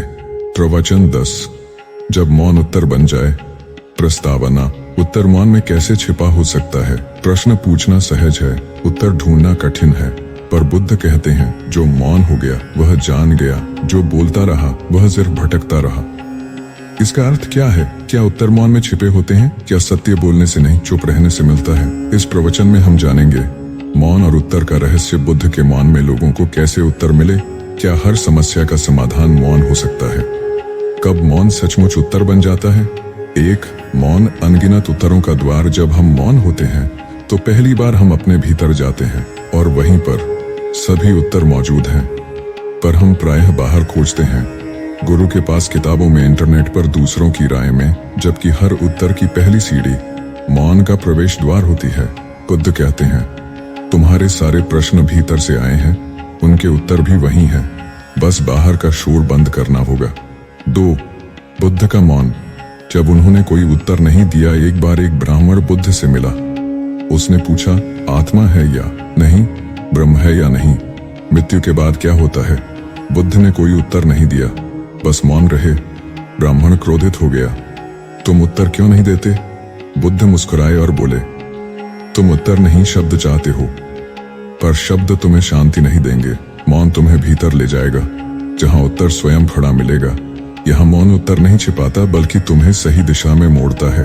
3 मौन एक दर्पण की तरह। जब हम मौन होते हैं हम भीतर के स्वरूप को देख सकते हैं। मौन मन का दर्पण है। बोलते हुए हम ढकते हैं, चुप रहकर हम खोलते हैं। प्रश्न का उत्तर बाहर नहीं है, वह हमारे भीतर की छवि में है। मौन तुम्हें स्वयं से मिलाता है और जब तुम स्वयं से मिलते हो तो उत्तर स्पष्ट हो जाते हैं। 4 मौन समस्या का नहीं, दृष्टिकोण का उत्तर देता है। हर प्रश्न को सुलझाने की आवश्यकता नहीं होती, कभी कभी समाधान ढूंढना भ्रम होता है, मौन स्वीकार करना समाधान होता है। बुद्ध की एक कहानी। एक साधक आया और बोला मुझे यह संसार समझ नहीं आता, लोग दुष्ट हैं, छल करते हैं, क्रूर हैं, क्या इसका कोई उत्तर है? बुद्ध ने मौन रहकर सिर्फ उसकी आंखों में देखा। उस साधक ने कुछ क्षण बाद सिर झुका दिया और कहा, अब मुझे उत्तर नहीं चाहिए, मुझे करुणा चाहिए। उस दिन वह साधक समझ गया। मौन ने उसका दृष्टिकोण बदल दिया। 5 जब मौन उत्तर देता है तब शब्द बेकार हो जाते हैं। गहरे प्रेम में क्या तुम हर भावना कह पाते हो? नहीं। एक मौन आलिंगन, एक दृष्टि, एक आंसू, एक हंसी, ये सब मौन उत्तर है। इसी तरह आध्यात्मिक साधना में कभी एक मौन क्षण सैकड़ों ग्रंथों से अधिक गहन उत्तर दे सकता है। मौन एक अनुभूति है, उत्तर एक स्थिति है। जब अनुभूति गहरी होती है, स्थिति स्पष्ट हो जाती है। 6 क्यों लोग मौन से डरते हैं? क्योंकि मौन में हम खाली हो जाते हैं और हमारा अहंकार उस खालीपन से डरता है। मौन में कोई बहस नहीं, कोई प्रमाण नहीं, कोई प्रतिष्ठा नहीं, इसलिए शिष्य मौन से घबराते हैं। वे चाहते हैं सिद्धांत, तर्क, शास्त्र, पर बुद्ध मौन से शिक्षा देते हैं, क्योंकि मौन शास्त्र नहीं, अनुभव का बीज है। 7 मौन कब उत्तर नहीं होता, यह जानना भी जरूरी है। अगर मौन भय से हो, वह पलायन है। अगर मौन असंवेदनशीलता से हो, वह उपेक्षा है। अगर मौन अज्ञान से हो, वह भ्रम है। पर अगर मौन अंतर्दृष्टि से भरा हो, प्रेम और करुणा से निथरा हो, आत्मज्ञान से प्रकट हो, तभी वह मौन उत्तर बन जाता है। बुद्ध का मौन इसीलिए प्रभावशाली था क्योंकि वह भीतर से पूर्ण था। अभ्यास जब मौन को उत्तर में बदलना हो, अगर तुम चाहते हो कि मौन तुम्हें उत्तर दे, मौन में बैठो। किसी प्रश्न के साथ श्वास को गहराई से देखो, प्रश्न को दबाओ मत, उसे देखने दो, उत्तर को मत गढ़ो, उसे उभरने दो। कुछ समय बाद लिखो, जो अनुभव हुआ। इस अभ्यास में कई बार उत्तर नहीं भी मिलते, पर शांति मिलती है, और शांति ही पहला उत्तर है। 9 मौन उत्तर तब बनता है जब तुम प्रश्न करता नहीं रहते, ध्यान रहे। उत्तर तभी मिलते हैं जब तुम प्रश्न करता नहीं रहते।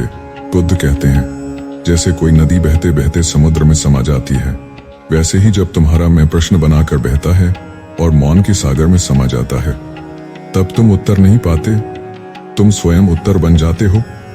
यही गूढ़ सत्य है। तुम उत्तर हो, तुम्हारा मौन ही उत्तर है, तुम्हारा अस्तित्व ही उत्तर है। 10 निष्कर्ष जब मौन बोलता है, संसार चुप हो जाता है। बुद्ध के जीवन में एक पल आता है जहां उन्हें किसी ने पूछा, क्या आप ईश्वर हैं? बुद्ध मुस्कुराए, न बोले, सिर्फ मौन रहे। लोगों ने कहा, देखो ये चुप है। एक वृद्ध पास खड़ा था, बोला, यह मौन नहीं है, यह उत्तर है, क्योंकि ईश्वर को कहा नहीं जा सकता, केवल अनुभव किया जा सकता है, और यह व्यक्ति उस अनुभव में स्थित है। इसलिए बुद्ध के मौन ने सदैव उत्तर दिया, पर वो उत्तर मन से नहीं, आत्मा से सुनना होता है। आत्मचिंतन, क्या मैं हर प्रश्न का उत्तर शब्दों में खोज रहा हूँ? क्या मैं मौन की शक्ति पर विश्वास करता हूँ? क्या मेरा मौन डर से है या जागरूकता से? अभ्यास मौन में उत्तर प्राप्त करने का साधन। शांत वातावरण चुनो, एक गूढ़ प्रश्न सोचो, जैसे मैं कौन हूँ? 30 मिनट मौन में बैठो, बिना किसी उत्तर की अपेक्षा, बस श्वास की गति देखो, अनुभव लिखो, पर विश्लेषण मत करो। 7 दिनों में एक बदलाव आएगा। प्रश्न हल नहीं होंगे, तुम स्वयं हल बन जाओगे। समापन, मौन वह दीपक है जो शब्दों के अंधकार को जलाता है। जब सब बुझ जाए तब मौन ही प्रकाश देता है। प्रवचन 11 शब्द बोलते हैं, मौन बदलता है। प्रस्तावना, हम शब्दों में कितना कुछ कह देते हैं, लेकिन क्या वास्तव में कोई बदलता है? बुद्ध कहते हैं, शब्दों से लोग चकित हो सकते हैं, लेकिन मौन से वे बदल जाते हैं। इस प्रवचन में हम गहराई से समझेंगे शब्दों की सीमाएं और मौन की गहराई। बुद्ध ने कब मौन को परिवर्तन का उपकरण बनाया? मौन से जीवन, रिश्ते और मन कैसे बदलते हैं? शब्दों और मौन कैसे बदलते हैं? शब्दों और मौन का संतुलन कैसे हो? 1 शब्द चेतना को छूते हैं, मौन आत्मा को शब्द आते हैं। बाहर से मौन जागता है, भीतर से शब्दों में तर्क होता है।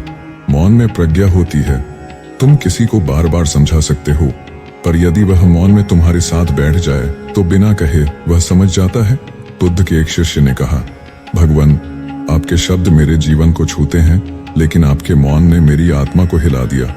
2 शब्द विचार पैदा करते हैं, मौन बदलाव लाता है। जब कोई हमें कोई उपदेश देता है, हम सोचने लगते हैं। जब कोई हमें मौन में देखता है, हम महसूस करने लगते हैं। शब्द मन की परिधि में घूमते हैं, मौन हृदय के केंद्र में उतर जाता है। इसलिए बुद्ध ने कई बार प्रवचन न देकर सिर्फ मौन साधना कराई, क्योंकि मौन अहंकार को तोड़ता है, शोर को शांत करता है, भीतर छुपे मैं को बाहर लाता है, और जब मैं चला गया तब बदलाव शुरू होता है। 3 शब्द बहा सकते हैं, मौन ठहरा देता है। शब्दों से बहस हो सकती है, पर मौन में शब्दों की धार टूट जाती है। एक बार बुद्ध के पास कोई वादी आया। वह शास्त्रों से सिद्ध करने लगा कि आत्मा है या नहीं, संसार मिथ्या है या नहीं, निर्वाण तर्क संगत है या नहीं। बुद्ध ने कोई उत्तर नहीं दिया, वह मौन रहे। कुछ देर बाद वह वादी चुप हो गया। उसने कहा, आपने तो एक शब्द नहीं कहा, फिर भी मैं हार गया। बुद्ध बोले, तुम शब्दों से लड़ते थे, मैं मौन से देखता था। देखने वाला मौन हमेशा तर्क करने वाले शब्द से बड़ा होता है। 4. मौन। आंतरिक क्रांति की चिंगारी शब्द बाहर से आते हैं, मौन भीतर जलता है। एक शब्द आग नहीं जला सकता, पर एक मौन तुम्हारे भीतर अग्नि प्रज्वलित कर सकता है। जब बुद्ध कोई उत्तर नहीं देते थे, लोग समझते थे कि वो टाल रहे हैं, पर कुछ साधकों को उसी मौन ने जीवन की दिशा बदल दी। एक साधक ने पूछा, मुझे क्या करना चाहिए?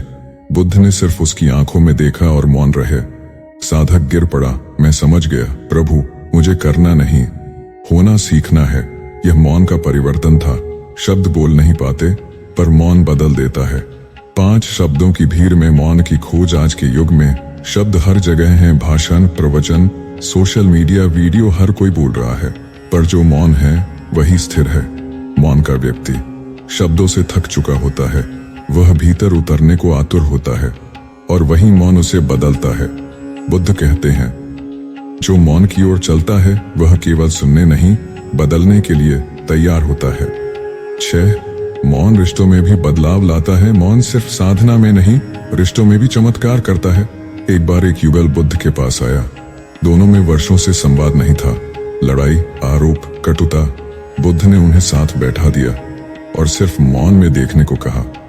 कोई बात नहीं, कोई शिकायत नहीं, बस मौन में आंखों से आंखें मिलाकर देखना। कुछ मिनटों में दोनों रो पड़े। इतने वर्षों से हम एक दूसरे को देख नहीं पाए, सिर्फ सुना, झगड़ा किया, बोले। आज पहली बार बिना बोले समझा, मौन रिश्तों को तोड़ता नहीं, वह भीतर से जोड़ता है। 7. मौन जब भाषा बन जाए। एक साधक ने पूछा, मौन को अभ्यास में कैसे लाएं? बुद्ध बोले, पहले मौन को अभ्यास में कैसे लाएं? बुद्ध बोले, पहले मौन को अपनाओ, फिर मौन तुम्हारी भाषा बन जाएगा। तुम किसी से मौन में भी प्रेम कर सकते हो, तुम मौन में भी आशीर्वाद दे सकते हो, तुम मौन में भी परिवर्तन ला सकते हो। जैसे गंगा बहती है, शब्द नहीं बोलती, फिर भी शुद्ध कर देती है, वैसे ही मौन व्यक्तित्व को धोता है, मन को निर्मल करता है, संवेदनाओं को गहरा करता है। 8. शब्दों का संतुलन। कब बोलना और कब मौन रखना, यह जानना भी जरूरी है। मौन अच्छा है, पर हर समय मौन भी उचित नहीं। बुद्ध ने स्वयं भी प्रवचन दिए, पर तब जब शिष्य तैयार थे। यदि व्यक्ति असमझ है, शब्द से समझाओ। यदि व्यक्ति भ्रमित है, मौन से मार्ग दो। यदि व्यक्ति जिज्ञासु है, मौन और शब्द दोनों दो। बुद्ध कहते थे, शब्द तभी बोलो जब उनका मौन से अधिक मूल्य हो। 9. मौन साधना का अभ्यास। एक सरल अभ्यास जो मौन को जीवन में उतारे। सुबह उठकर 15 मिनट मौन में बैठो।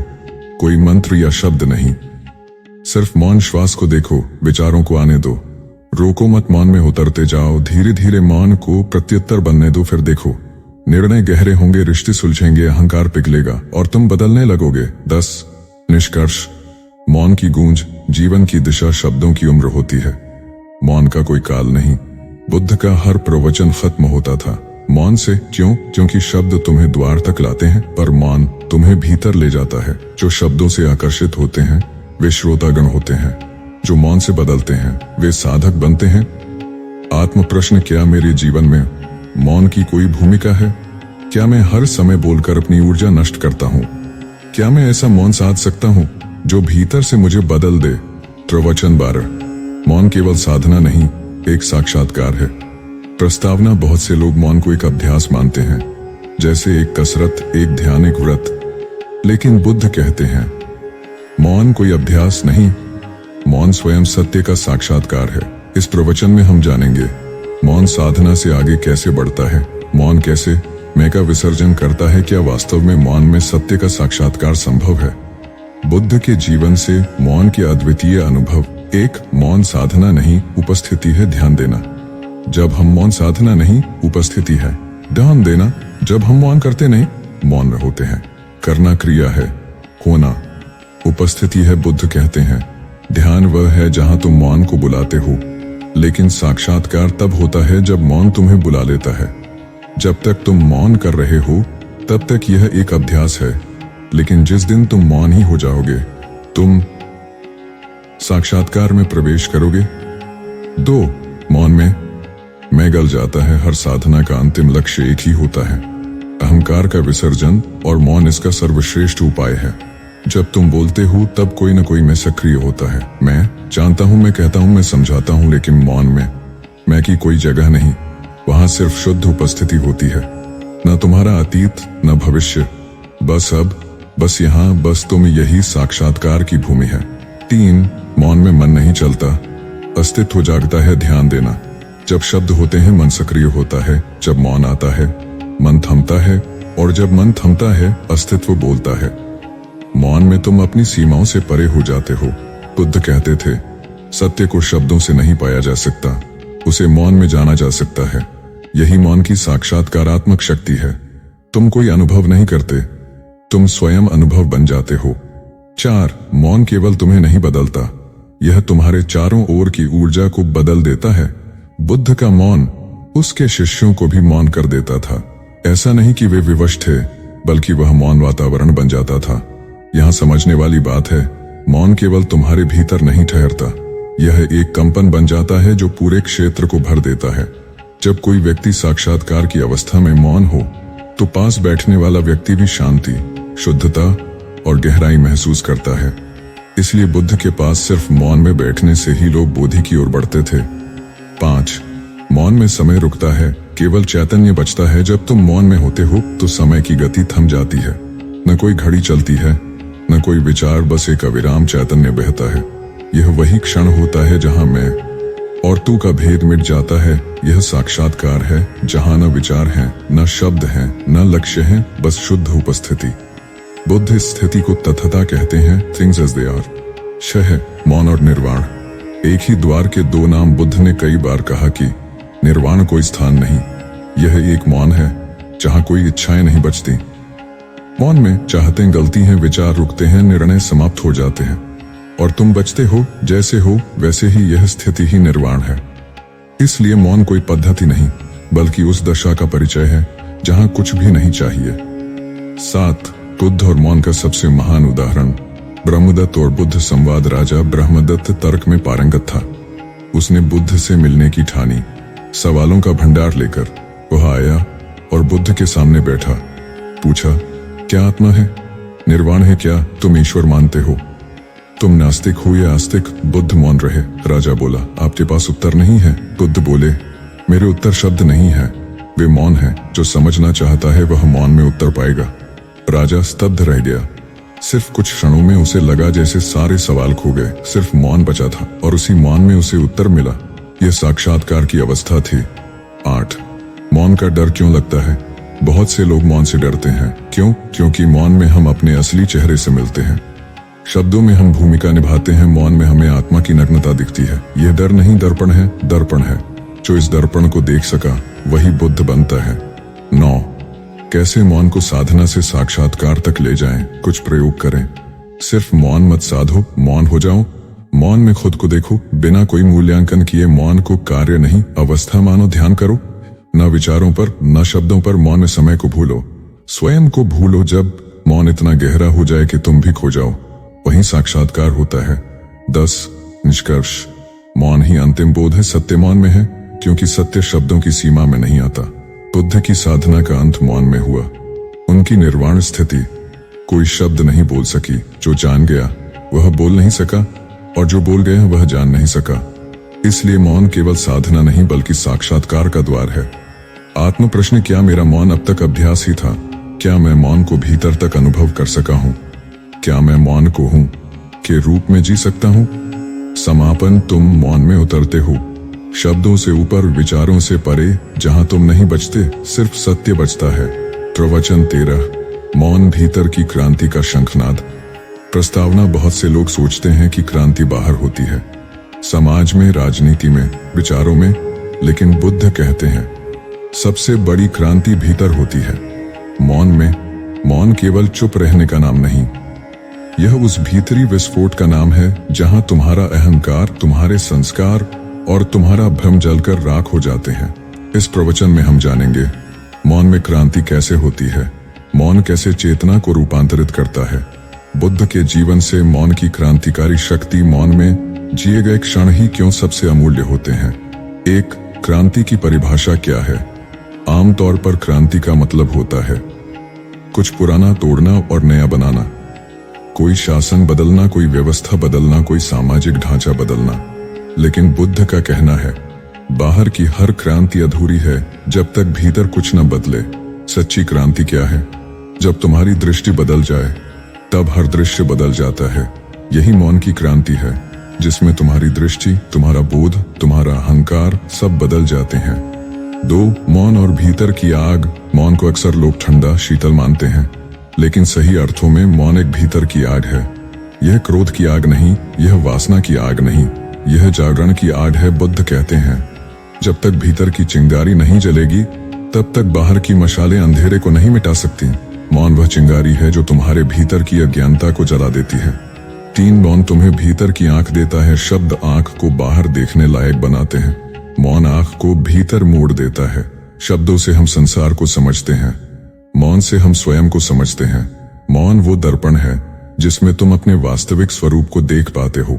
यह देखना कोई सामान्य क्रिया नहीं, यह क्रांति है, क्योंकि जिसने स्वयं को देखा वह फिर वैसा नहीं रहता जैसा पहले था। 4, बुद्ध की मौन क्रांति। अंगुलिमाल का रूपांतरण। अंगुलिमाल एक राक्षस, एक हत्यारा। हर किसी को भय था। जब बुद्ध उसके सामने खड़े हुए तो कोई उपदेश नहीं दिया, मौन में देखा। अंगुलिमाल चौंक गया। पहली बार कोई डराया नहीं, कोई चिल्लाया नहीं, कोई चीखा रुक जा। बुद्ध बोले नहीं, बस ठहर गए और मौन में कुछ टूटा।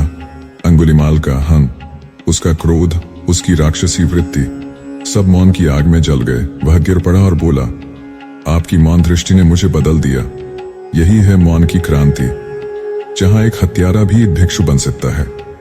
5, मौन शब्दों की मौत और आत्मा का जन्म। हर बार जब हम बोलते हैं हम एक भूमिका निभाते हैं। मैं पिता हूं, मैं गुरु हूं, मैं नेता हूं। लेकिन जब हम मौन होते हैं तो कोई भूमिका नहीं बचती, बस मैं और मौन आमने सामने होते हैं। और जब मैं और मौन मिलते हैं तो आत्मा जन्म लेती है। मौन में शब्द मरते हैं और चेतना जन्म लेती है। यह जन्म एक नई शुरुआत है, यही क्रांति है। 6, मौन में पुराने मन का विसर्जन होता है। मौन का सबसे बड़ा चमत्कार यह है कि यह तुम्हें नया बना देता है। तुम्हारे विचार पुराने हैं, तुम्हारे दृष्टिकोण पुराने हैं, तुम्हारी प्रतिक्रियाएं पुरानी हैं। मौन तुम्हारे इन सारे पुराने पैटर्न को भस्म कर देता है। बुद्ध कहते हैं मौन वह अग्नि है जिसमें पुराना मन जलकर राख होता है। यही भीतर की क्रांति है जहां तुम विचारों से मुक्त हो जाते हो।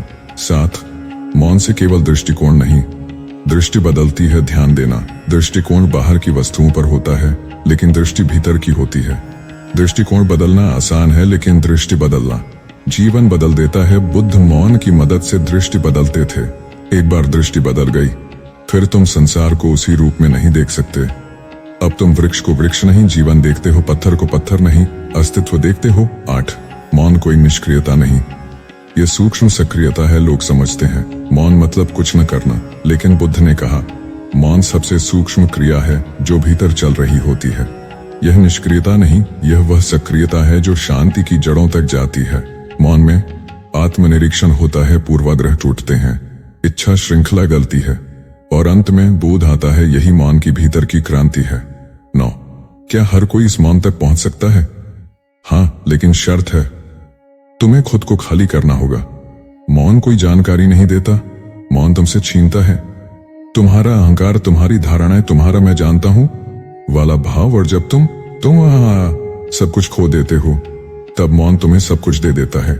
10, मौन वह भूमि जहां बुद्धत्व का बीज अंकुरित होता है। हर किसी में बुद्धत्व का बीज होता है, लेकिन वह बीज कब फूटता है? जब शोर समाप्त होता है, सोच रुकती है, शब्द सूख जाते हैं और मौन उतर आता है। मौन वह भूमि है जहां बीज पनपता है और चेतना फूल बन जाती है। यह बुद्धत्व की शुरुआत है और यह मौन की पूर्ण क्रांति है। आत्म प्रश्न, क्या मैं मौन से डरता हूं या स्वागत करता हूं? क्या मेरे जीवन में कोई भीतर की क्रांति हुई है? क्या मैंने कभी ऐसा मौन अनुभव किया है जहां सब कुछ बदल गया हो? निष्कर्ष, मौन केवल विचारों की अनुपस्थिति नहीं है, यह नए जीवन की उपस्थिति है। बुद्ध कहते हैं जिसने मौन को साध लिया उसने जीवन को साध लिया, और जिसने जीवन को साध लिया और जिसने जीवन को साधा उसे मृत्यु भी नहीं डरा सकती। प्रवचन 14। मौन उस शून्य का नाम है जहां पूर्णता जन्म लेती है। प्रस्तावना शब्द से सृष्टि हुई, ऐसा वेदों में कहा गया है, लेकिन बुद्ध कहते हैं शब्द में संसार है पर मौन में सत्य है। मौन को कई बार लोग खालीपन समझते हैं, परंतु यह खालीपन नहीं, यह वह शून्यता है जिसमें पूर्णता छुपी है। जिस प्रकार गर्भाशय शून्य है फिर भी उसमें जीवन पलता है, उसी प्रकार मौन में पूर्णता की नींव है। इस प्रवचन में हम जानेंगे शून्य और मौन में क्या अंतर है, मौन कैसे पूर्णता को जन्म देता है, बुद्ध का मौन समाधि का अनुभव जीवन में, इस मौन को कैसे पाया जाए। 1. मौन को शून्य क्यों कहा जाता है? जब हम मौन होते हैं तो ऐसा लगता है कुछ नहीं बचा, ना कोई आवाज ना कोई हलचल, यह स्थिति शून्य जैसी लगती है, लेकिन यह नकार नहीं है, यह पूर्ण सकारात्मकता की तैयारी है। बुद्ध कहते हैं मौन वह शून्य है जिसमें सब कुछ समाया हुआ है। जैसे आकाश स्वयं खाली है, फिर भी सूर्य, चंद्र, तारे सभी उसी में हैं। 2. शून्यता से डर क्यों लगता है? मन को शून्यता से डर लगता है क्योंकि शून्य में मन नहीं टिक सकता। हम हमेशा कुछ चाहते हैं, कुछ सुनना, कुछ बोलना, कुछ सोचना, लेकिन मौन कहता है बस हो जाओ, कुछ मत करो। यह मन के लिए मौत जैसी स्थिति है, इसलिए डर लगता है। मौन में जो डरता है वह मन है, मौन में जो खिलता है वह आत्मा है। 3. शून्य से ही सब कुछ उपजता है। जैसे बीज मिट्टी में गलता है तभी वृक्ष जन्म लेता है, वैसे ही व्यक्ति जब मौन में गलता है तभी भीतर बुद्धत्व का वृक्ष उगता है। प्रकृति का नियम, आकाश शून्य है, उसमें ग्रह नक्षत्र हैं, गर्भ शून्य है, उसमें जीवन है, नींद शून्य है, उसमें ऊर्जा है। इसी प्रकार मौन शून्य है, उसमें आत्मा की पूर्णता है। 4. बुद्ध की मौन समाधि का अनुभव। जब बुद्ध को ज्ञान प्राप्त हुआ तो उन्होंने पहली बार कुछ नहीं कहा। उनके शिष्य ब्रह्मा, इंद्र सभी आए और बोले प्रभु कुछ कहिए। बुद्ध मौन थे। क्यों? क्योंकि जो मैंने जाना है वह शब्दों से परे है। उस मौन में जो था वह पूर्णता थी। उस शून्य में कोई प्रश्न न था, कोई उत्तर न था, बस होना था। 5. मौन की पूर्णता कैसी होती है? मौन की पूर्णता कोई वस्तु नहीं, यह कोई उपलब्धि नहीं, ये वो स्थिति है जहां तुम स्वयं से एक हो जाते हो। वहां ना चाहे, ना डर है, ना भविष्य है, ना भूत है, बस एक अनुभव है जिसे कह भी नहीं सकते। मौन में व्यक्ति नहीं रहता, परमात्मा रहता है।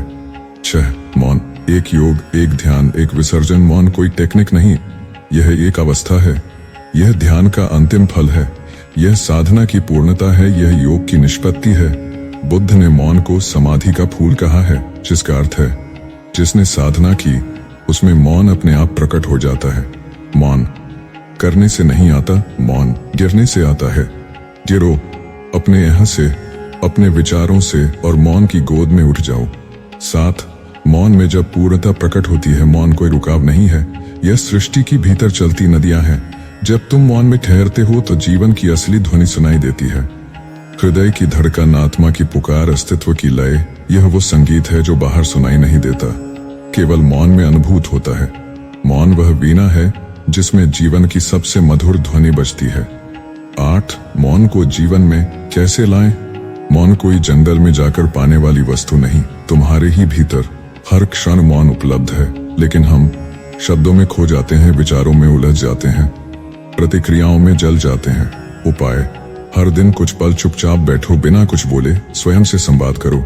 सुनो, बाहर की नहीं, भीतर की आवाज। शब्द आए तो उन्हें जाने दो, रोकना नहीं, मौन को आने दो, जबरदस्ती मत करो। धीरे धीरे तुम्हारे भीतर मौन की चील निर्मित होगी और उस चील में पूर्णता का चंद्रमा झलकने लगेगा। 9. मौन का प्रभाव। संबंधों में, व्यवहार में मौन केवल ध्यान में नहीं आता, वह तुम्हारे संबंधों को भी बदल देता है। तुम कम बोलते हो, ज्यादा समझते हो, तुम कम प्रतिक्रिया करते हो, ज्यादा देख पाते हो, तुम दूसरों को बदलने की बजाय स्वयं बदलते हो। बुद्ध कहते हैं मौन वह पुल है जो आत्मा से आत्मा को जोड़ता है। संबंध तब गहरे होते हैं जब उन पर शब्दों का बोझ नहीं होता, बल्कि मौन की गहराई होती है। 10. मौन में पूर्णता की अंतिम पहचान। जब तुम पूर्ण मौन में उतरते हो तो पहचान का कोई चिन्ह नहीं बचता। तुम न स्त्री हो, न पुरुष, न ज्ञानी, न अज्ञानी, तुम बस हो, और यही होना पूर्णता है। मौन वह स्थिति है जहां तुम कुछ नहीं बनते, बस होने में खो जाते हो। आत्म प्रश्न, क्या मैं मौन को शून्यता मानकर डरता हूँ? क्या मैंने कभी ऐसा अनुभव किया है जहां सब कुछ होते हुए भी कुछ नहीं रहा? क्या मैं उस मौन की ओर बढ़ रहा हूं जहां पूर्णता जन्म ले सकती है? निष्कर्ष, मौन कोई लक्ष्य नहीं है, यह स्वयं ही पूर्णता का द्वार है। जो इस द्वार पर आ गया वह पार हो गया। बुद्ध का मौन कोई खालीपन नहीं था, वह पूर्णता का झरना था जो हजारों को प्यास बुझा गया। मौन उस शून्य का नाम है जहां शब्द थक जाते हैं और आत्मा बोलने लगती है। प्रवचन 15। जब मौन स्थायी हो जाए तब जीवन बुद्धमय हो जाता है। प्रस्तावना, सारी जीवन यात्रा एक ही खोज है। मैं कौन हूं? लोग सोचते हैं ये उत्तर पढ़ने से मिलेगा, कुछ सोचने से मिलेगा, पर बुद्ध कहते हैं उत्तर मौन में छुपा है, और जब मौन स्थायी हो जाए तो तुम स्वयं उत्तर बन जाते हो। आज का यह अंतिम प्रवचन उस अवस्था पर आधारित है जहां मौन अस्थायी साधना नहीं बल्कि स्थायी जीवन बन जाता है, जहां मौन केवल शब्दों की अनुपस्थिति नहीं बल्कि संपूर्ण उपस्थिति बन जाता है। एक अस्थायी मौन बनाम स्थायी मौन। अस्थायी मौन कुछ मिनट ध्यान करके पाया गया। मौन किसी शांत कमरे में बैठकर उपजा मौन, केवल भाषण या प्रतिक्रिया का अवकाश। यह मौन क्षणिक है और बाहरी स्थितियों पर निर्भर है। स्थायी मौन हर समय भीतर उपस्थित मौन, किसी भी परिस्थिति में विचलित न होने वाला, विचारों के पार टिके रहने वाला मौन। यह मौन जीवन का हिस्सा बन जाता है। बुद्ध कहते हैं अस्थायी मौन साधक को छूता है, स्थायी मौन साधक को छूता है, स्थायी मौन साधक को मिटा देता है। 2. बुद्ध का स्थायी मौन। एक जीवंत मौन। जब बुद्ध बोलते भी थे तो उनके भीतर मौन था। उनका मौन शब्दों के बीच बहता था। उनकी आंखें बोलती थीं पर मौन से। उनकी उपस्थिति मौन की धारा थी। एक बार किसी शिष्य ने पूछा, भगवान आप चुप क्यों रहते हैं? बुद्ध मुस्कुराए और बोले, मैं चुप नहीं हूं, मैं बस शोर नहीं कर रहा। ये उत्तर अपने आप में दर्शाता है कि स्थायी मौन चुप रहने से कहीं बड़ा है। 3. जब मौन जीवन में स्थायी हो जाए तब जीवन प्रतिक्रियाओं से मुक्त हो जाता है, तर्कों की लड़ाई से ऊपर उठ जाता है, व्यक्तित्व का बोझ गिरा देता है। ऐसा व्यक्ति बोलते हुए भी मौन में होता है, चलते हुए भी ध्यान में होता है, चलते हुए भी ध्यान में होता है, संबंधों में भी अंतरंग मौन में होता है। उसे न कुछ पाना है न कुछ साबित करना है। जिसके भीतर मौन स्थायी हो गया उसके जीवन में संघर्ष समाप्त हो गया। 4. स्थायी मौन और आत्मज्ञान। बुद्धत्व कोई चमत्कार नहीं, यह स्थायी मौन का ही नाम है। जब मन शांत हो जाता है तो जो बचता है वही आत्मा है। क्या होता है इस स्थिति में? सोच बंद नहीं होते पर सोचों से पहचान टूट जाती है। भावनाएं आती हैं पर वो तुम्हें हिला नहीं पाती। संसार चलता रहता है पर तुम केवल दर्शक हो जाते हो। यह दर्शक भाव ही बुद्धत्व है। 5. मौन केवल ध्वनि का अभाव नहीं बल्कि भीतर की उपस्थिति। जब तुम स्थायी मौन में उतरते हो तो तुम हर पल पूरे होते हो। तुम हर पल पूरे होते हो, पूरा अनुभव करते हो, पूरा जीते हो। मौन जीवन में ऐसा रस भर देता है कि शब्द फीके लगते हैं और क्रिया स्वाभाविक हो जाती है। जब मौन स्थायी हो जाए तो जीवन ध्यान की अग्नि बन जाता है। 6. दुनिया के बीच मौन में रहना। लोग समझते हैं कि मौन तो पहाड़ों में मिलता है, एकांत में, जंगलों में। बुद्ध ने इस भ्रम को तोड़ा। वे जंगल से लौटे, नगरों में रहे, सैकड़ों के बीच बोलते रहे, पर भीतर मौन ही मौन। स्थायी मौन की पहचान। शोरगुल के बीच भी स्थिरता, आलोचना या प्रशंसा में भी शांति, हानि या लाभ में भी संतुलन। यह मौन की स्थायी उपस्थिति ही व्यक्ति को बुद्धमय बनाती है। 7. मौन और करुणा का संबंध। बुद्ध के भीतर मौन था पर साथ ही करुणा की महासागर भी। जब मौन स्थायी होता है तो अहंकार गल जाता है और जहां अहंकार नहीं होता वहीं करुणा का झरना बहता है।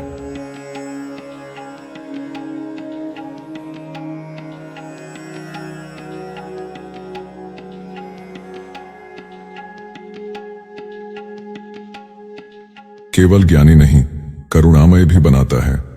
उसका मौन दूसरों के दुख को चुपचाप महसूस करता है, बिना शब्दों के भी सहारा बनता है। 8. कैसे लाएं जीवन में स्थायी मौन? स्थायी मौन एक प्रक्रिया है, आसान नहीं पर असंभव भी नहीं। करण एक परीक्षण अभ्यास। दिन में 3 बार 5-10 मिनट के विचारों भावनाओं, 5-10 मिनट स्वयं के विचारों भावनाओं, सांसों को देखना बिना किसी हस्तक्षेप के। चरण 2. शब्द संयम, अनावश्यक बोलने से बचना, सुनने की आदत बनाना, प्रतिक्रिया से पहले मौन लेना। चरण 3. असंगता अभ्यास। जब कोई प्रशंसा करे मौन, जब कोई आलोचना करे मौन, जब कोई अनुकूल हो मौन, जब प्रतिकूल हो मौन। धीरे धीरे यह मौन तुम्हारे अस्तित्व में स्थायी रूप से बस जाता है। 9। जब तुम स्वयं मौन हो जाते हो, मौन तब तक कोई अभ्यास है जब तक तुम मौन को अलग मानते हो, पर जब तुम स्वयं मौन हो जाओ तब वही आत्मबोध है। अब कुछ कहना नहीं पड़ता, अब कुछ सिद्ध नहीं करना पड़ता, अब जीवन प्रवाहित होता है, सहज, मौन, प्रकाशमय। जब मौन स्थायी हो जाए तो तुम व्यक्ति नहीं रहते, तुम एक उपस्थिति बन जाते हो। 10। जीवन बुद्धमय कैसे हो? जब मौन स्थायी हो जाए तो जीवन में कुछ परिवर्तन होते हैं। तुम्हारा होना ही एक ध्यान बन जाता है। तुम्हारे शब्द मौन से निकलते हैं, सारगर्भित, करुणामय। तुम दूसरों को सुनते हो पूरी उपस्थिति से। तुम जीवन के हर रंग को भीतर से जीते हो, पर पकड़ नहीं बनाते। तुम्हारी उपस्थिति दूसरों के लिए भी मौन का आह्वान बन जाती है। यही बुद्धत्व है, जहां जीवन बोलता है पर मौन से। आत्म परीक्षण, क्या मेरा मौन अभी अस्थायी है या स्थायी हो रहा है? क्या मैं शोर में स्थिर रह पाता हूँ? क्या मैं प्रतिक्रिया से पहले मौन ले पाता हूँ? निष्कर्ष, मौन में सत्य बसता है। ये केवल एक विचार नहीं, एक जीवन पथ है। इस श्रृंखला में हमने जाना मौन क्या है, मौन क्यों आवश्यक है, मौन का अभ्यास कैसे करें, मौन से कैसे पूर्णता, बुद्धत्व और करुणा उपजती है, और कैसे जीवन को बुद्धमय बनाया जा सकता है। अंत में यही कह सकते हैं, जो मौन में डूबा वह सत्य में तैरा, जो मौन में स्थायी हुआ वह बुद्ध हुआ।